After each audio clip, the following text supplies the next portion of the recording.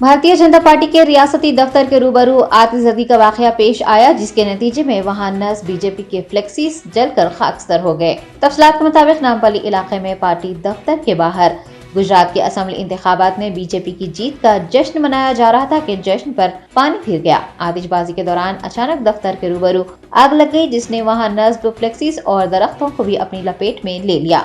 जश्न का माहौल उस वक्त हैबत और अफरा तफरी में बदल गया जब बीजेपी की खुशियों को आग लग गई। बीजेपी दफ्तर के रूबरू आग लगने की इतला मिलते ही गोलीगोला फायर अमले ने वहां पहुंचकर आग पर काबू पा लिया।